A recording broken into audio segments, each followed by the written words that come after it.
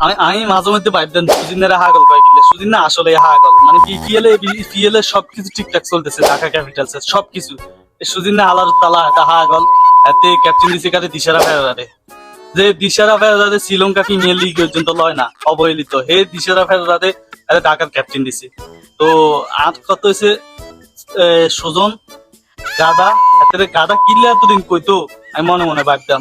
কয়তে সুজন হাতে খুব ভালো মানুষ, যেমন সাইফুদ্দিন স্টেটমেন্ট দিছে যে সুজন অনেক ভালো মানুষ, যদি ক্রিকেটের জন্য কেউ সত্যিকারে ভাবি থাকে তাহলে সুজন নাকি ভাবে, এটা আসলে হাগল আজ যে বিশ্বাস হয়েছে। লিটন দাসের ক্যাপ্টেন না দি ক্যাপ্টেন দিছে কারে দিশারা ফেরারে।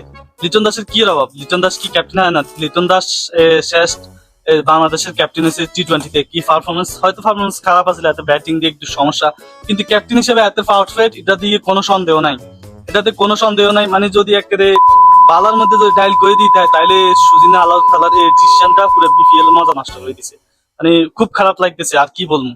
দিশা হ্যাঁ ঠিক আছে, তুই ক্যাপ্টেন দে, আর অন্য কারোর দে, যদি লিটন দাসের প্রতি তোর এতই ঘৃণা থাকে তাহলে অন্য কারোর ক্যাপ্টেন দে, একে দিশারা কিলে দিতে হবো। হালাল তালা আসলে হাগ। আর তোর কিছু কমেন্ট নাই, আর তোর কিছু কমেন্ট নাই, খারাপ তোর মনোযোগ দিব হইব।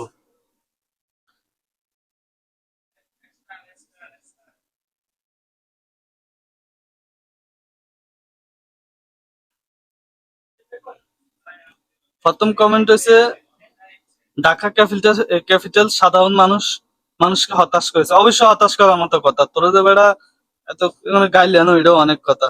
এত বিদেশি প্লেয়ার থাকতে, এত দেশি প্লেয়ার থাকতে বিদেশি ক্যাপ্টেন পছন্দ হলো না ওকে, এখন পর্যন্ত কেউ গালি দেয়নি।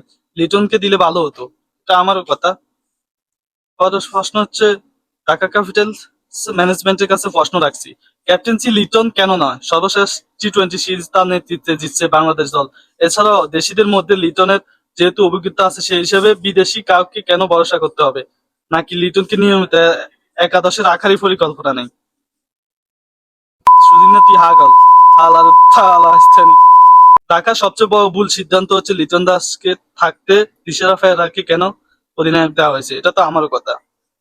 কইছি না, সজন হাতে গাদা রয়েছে, গাদা তার জীবন গাদা ছিল, এখনো গাদায় থাকবো, এটা হচ্ছে সবচেয়ে বাজে সিদ্ধান্ত। হ্যাঁ ভাই, এটা আমার কথা। এরকম হাহাকা মার্কা ক্যাপ্টেন বানানোর জন্য অসংখ্য ধন্যবাদ ঢাকা ক্যাপিটালসকে। প্রথম হচ্ছে ঢাকা সাপোর্ট ছেড়ে দিলাম, আমিও সেম। পরের কমেন্ট হচ্ছে ঠিক হিরো আলম দলের ক্যাপ্টেন মনে হচ্ছে, বাস্তব এটা আমারও মনে হচ্ছে। লিটন থাকতে দিশারা ফেরা কেন, লিটন থাকতে দিশারা ফেরা কেন, লিটন থাকতে দিশারা ফেরা কেন, সেম, সবার সেম প্রশ্ন। এখনো সময় আছে, ক্যাপ্টেন চেঞ্জ করেন। হ্যাঁ, আমার সেম প্রশ্ন, গাদা তোরে বলিয়ে এখনো সময় আছে, ঢাকার ক্যাপ্টেন চেঞ্জ করে দেয়। একজনে কমেন্ট করছে আগেই, আচ্ছা আগে বাড়ি যাবেন, ধন্যবাদ। হতাশ হতাশ হতাশ, আবুল্লা ঢাকা।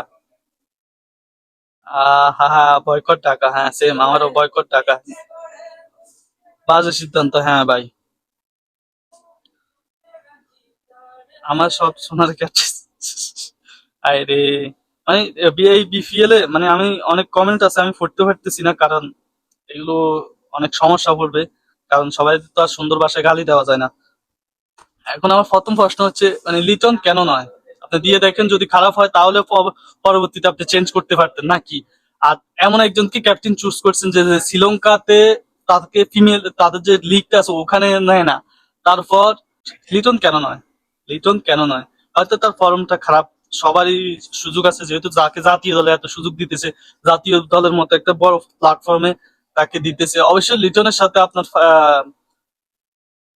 পারস্পরিক কিছু সমস্যা থাকতে পারে, যেটার কারণে আপনি বিসিবি থেকে পদত্যাগ করছেন। তবে এখনো সময় আছে, ঢাকা ক্যাপিটালস এর ক্যাপ্টেন্সি লিটনকে দেওয়া হোক, এটা সময়ের সিদ্ধান্ত। আর এখন হচ্ছে দিন শেষে একটা কথা বলবো,